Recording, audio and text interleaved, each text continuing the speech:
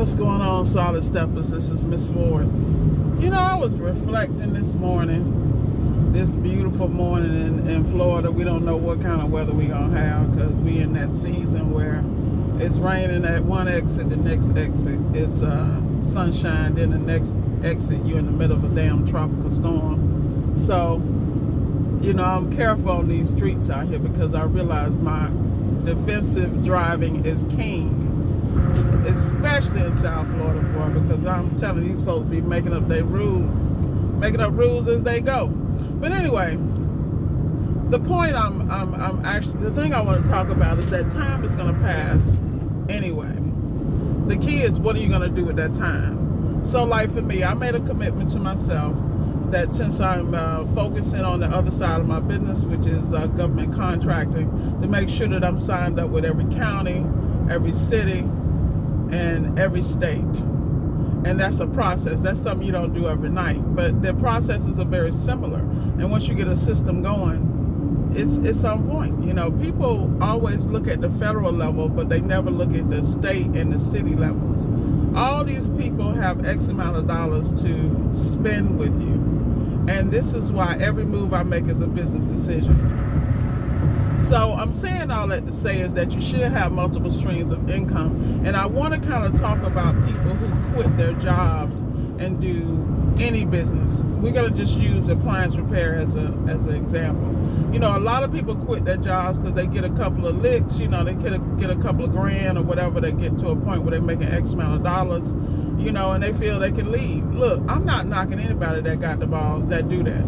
What I am telling you is that if you have responsibilities, like I'm going to take my situation, for example, all my responsibilities are grown, college educated and gone. Don't ask me for nothing because they're completely independent, which is a blessing. And you got to realize I co-parented 7 children, seven. So that number, just in case no one knows, look it up. 7 is the number of completion. But anyway, I digress. The bottom line is that all my responsibilities are out of my life, for the most part, except for me.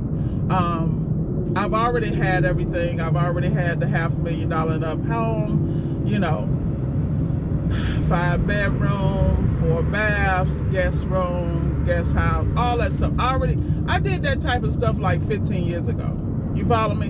And I had those things in my life, not for me, but because of the responsibilities I have. When you have children, in my opinion, they push you to another level.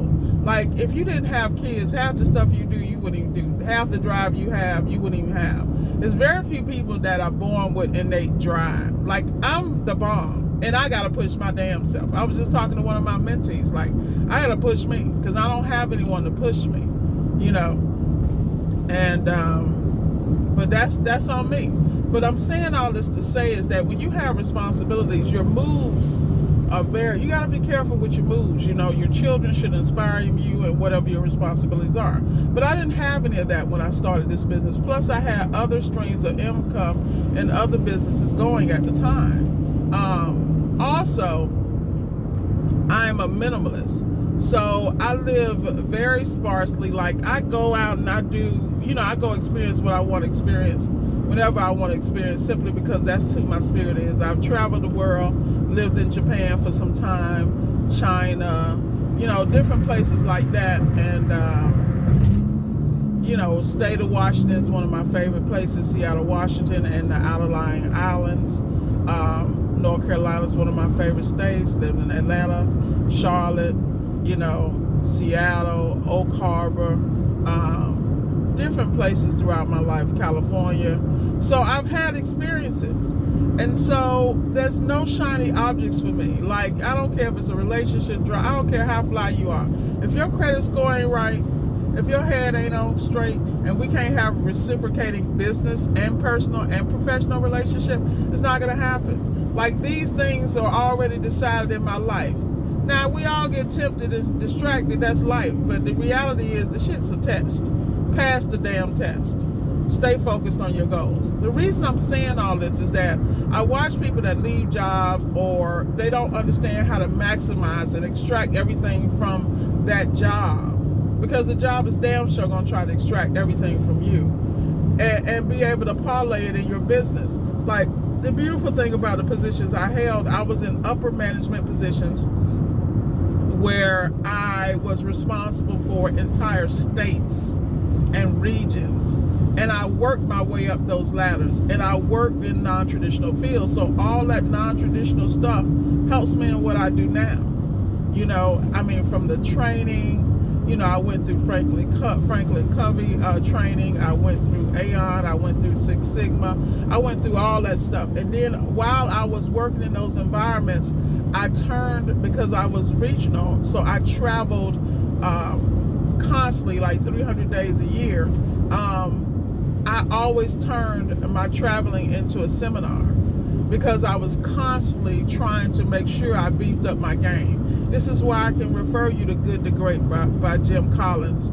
I can refer you to Brian Tracy. I can refer you to, everybody should know Nightingale. You know, I can refer you to Peter Drucker. I can refer you to thought leaders, James Allen, one of my favorite, Getting Things Done. That's like the bomb-ass book. Make sure you get it.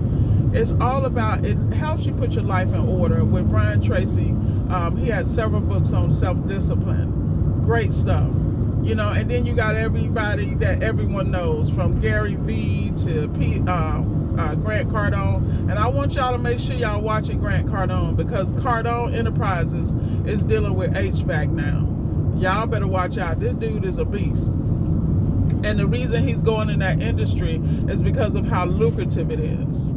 You know, y'all got to realize there are no new tricks in the world. Just watch what the big boys do and do it on your level. You know, tweak your game at your level. But what I'm saying is, you got to pay attention to everything around you, and you still got to be investing in you. So when you leave your job, make sure your 401k, all your stuff. And I'm telling you this for a reason, because jobs are not loyal to anybody, and you shouldn't be loyal to a job, but you just need to be loyal to your life and your generations.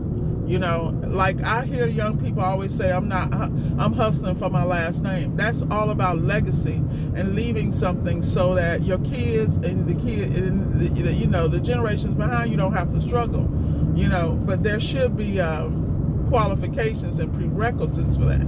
You don't just give people money, because Oprah would tell you, she used to give people money all the time, houses, new lives, X, Y, and Z, but the mindset was so jacked up, they were right back where they were, and you know, when she met them in less than a year.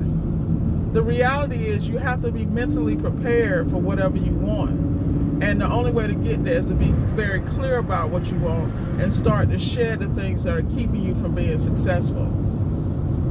You know, because at the end of the day, the choice your ass made 10 years ago is why you sitting where you are right now. You know, and that's deep. And these days, the choice your ass made yesterday is why you sitting where you are right now. Each day can make a difference. I talk to my mentees all the time, and I'm coaching them through not just appliance repair, but life issues. Some of them I'm not even talking right now, because I need them to grow up and get it together. Because at the end of the day, there is no hustle. That's what people don't understand. It may look like a hustle because we make it look easy, but it really comes back to consistency, time management, discipline, and structure. Period. There's a reason I have a personal trainer for accountability. There's so many areas in my personal life that I feel I could do so much better. But at the end of the day, I realize I can't beat myself up. I know that, like my boy Hamza Sabri from Global Connects says, small steps reach the goal. And that's all you got to do. Start making those small steps. You know, somebody need to hear this. You got to realize, you looking at everything your ass is looking at right now is overwhelming. From your credit score to your living situation to where you think and wish you could have been, all that stuff, that's irrelevant right now. What's relevant is the choice you make in this next moment to make a difference in your life, no matter where you came from, no matter what is being said. You are destined for greatness. You just have to get out your own way, and you have to stay away from those things that deplete your genius, your beliefs, your vision. Your vision wasn't meant for everybody. Your goals aren't meant for everybody. But you were put here for a purpose, and you got to step into that. You know, that's really what this conversation is about. You know, I see so many people that doubt themselves. And, you know, I have to stop talking to some people because every time I talk to them, they got a damn problem. And the problem stems from, I don't believe in myself. I don't love myself. I don't really know what I want because nobody taught you. Well, guess what? Your ass is grown now, so you better go back and teach that little girl and little boy. And there's too much on the internet. There's too much, you can get therapy on YouTube. At the end of the day, you got to find something that works for you, and I can't give that to you. All I can do is share my blueprint with people, and I'm telling you, my blueprint has to do with constantly growing, constantly training, and constantly enhancing where you already are. I am constantly sharing information with my mentees and my counterparts on new things I find out in appliance repair, from the warranty company to the manufacturers. Like, I see where this thing is going, and I'm telling you, you guys better get it together, because they're making these products are not made the way they used to be.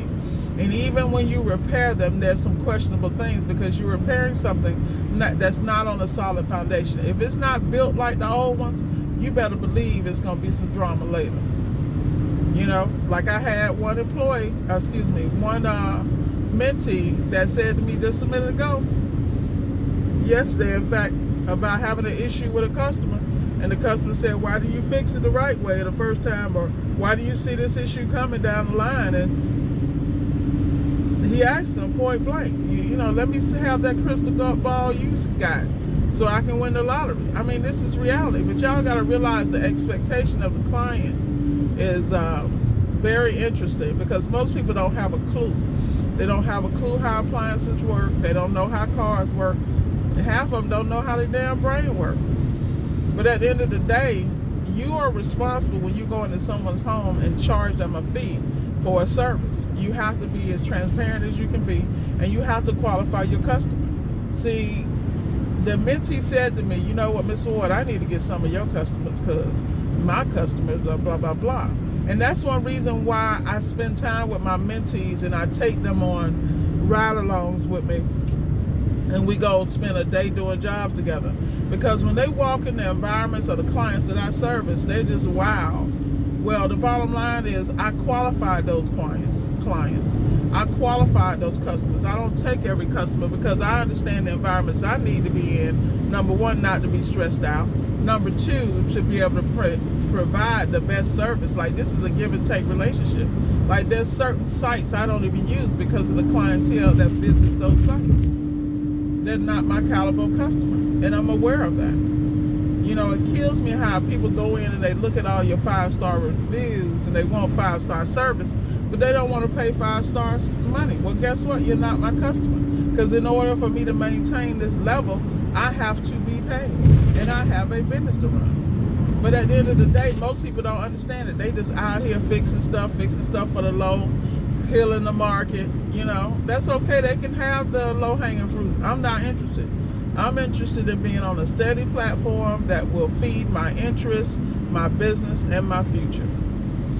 So I am saying that I'm getting a little damn long with it. It's 13 minutes, man. I'm all off topic per usual, but y'all love it when I bounce around. Y'all never know where the hell I'm going. That's why y'all listen. But anyway, Miss Ward, keeping it real per usual. I'm going to holler at y'all later, because I need to get my mental meditation and everything on so I can focus and be the phenomenal chick I am. Be blessed, y'all. And if you need a consultation, hit the links in the description.